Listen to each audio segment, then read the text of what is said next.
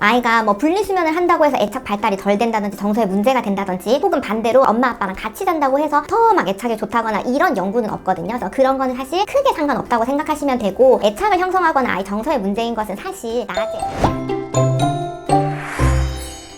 안녕하세요. 해운대 함소아한의원 대표원장 안예지입니다. 원장님, 몇 살부터 분리수면을 시작하는 게 좋을까요? 어떻게 보면은 조금 선택 사항이기는 해요. 이게 반드시 해야 된다, 뭐 몇 살에 해야 된다, 혹은 하지 않아야 된다 이런 것은 없고 딱 하나 정해진 지침이 있는데요. 돌 전에는 영아 돌연사 증후군 때문에 같이 자는 것을 권하지 않아요. 아이랑 같은 침대에서 같이 자는 것은 안 된다고 보시면 되고, 보통은 생후 6개월까지 혹은 길게 보면 돌까지는 같은 방에서 다른 침대에 자는 것을 보통 권장을 합니다. 그리고 이 이후에는 사실 뭐 언제까지 같이 자야 된다, 혹은 언제부터는 따로 자야 된다, 그런 지침 같은 것들은 이제 없다고 보시면 될 것 같습니다.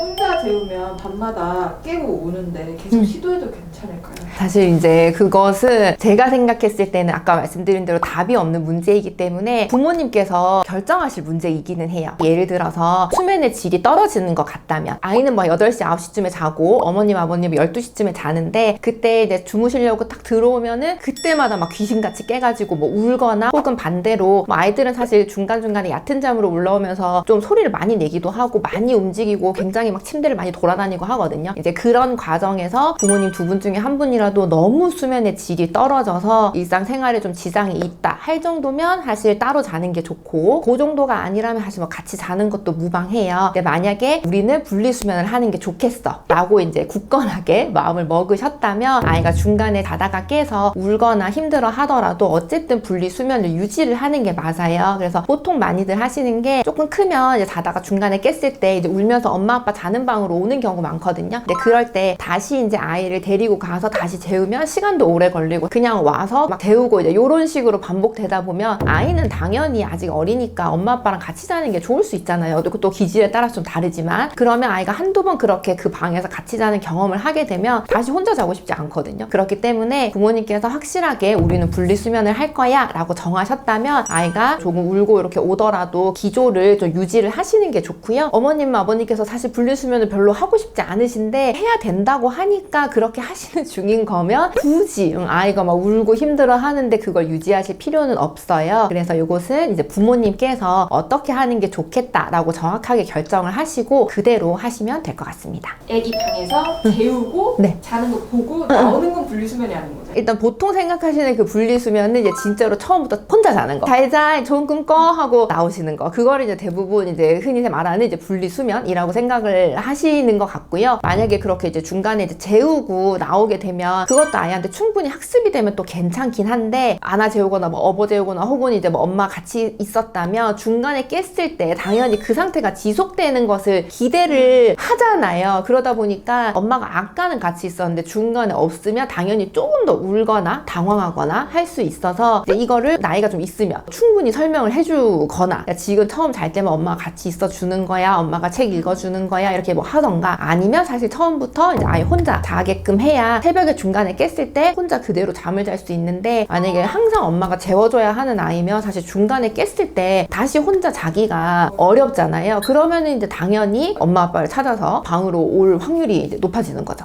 네. 애기들이 분리수면을 하면 정서적인 문제나 뭐 그런 불안해하는 거에 영향을 미치진 않나요? 네, 일단은 그런 연구들도 많은데 그런 건 없어요. 아이가 뭐 분리수면을 한다고 해서 애착 발달이 덜 된다든지 정서에 문제가 된다든지, 혹은 반대로 엄마 아빠랑 같이 잔다고 해서 더 막 애착이 좋다거나 이런 연구는 없거든요. 그래서 그런 거는 사실 크게 상관없다고 생각하시면 되고, 애착을 형성하거나 아이 정서에 문제인 것은 사실 낮에 어머니께서 혹은 아버님께서 어떻게 아이한테 반응을 해주시고 어떤 생활을 하느냐가 훨씬 더 중요하고요. 밤에 분리수면을 한다고 아이가 조금 울거나 혹은 뭐 같이 자면서 살을 부빈다거나 해서 뭔가가 아주 크게 달라지진 않아요. 근데 사실 생각해보면 어머님, 아버님 갑자기 낮에는 이랬다가 밤에는 갑자기 싹 돌변해가지고 이렇게 하시는 것도 아닐 거고, 낮의 기조와 밤의 기조가 사실 연결되는 분들이 많을 거잖아요. 그래서 뭐 아이가 밤에 뭐 좀 운다고 해서 뭐 정서에 이렇게까지는 걱정하진 않으셔도 괜찮을 것 같습니다. 대신에 아이가 밤에 조금 스트레스를 받는 것 같다면 낮에 조금 더 신경을 써서 애착 형성도 해주시고 많이 안아주시고 이런 시간을 갖는 것은 당연히 도움이 되겠죠?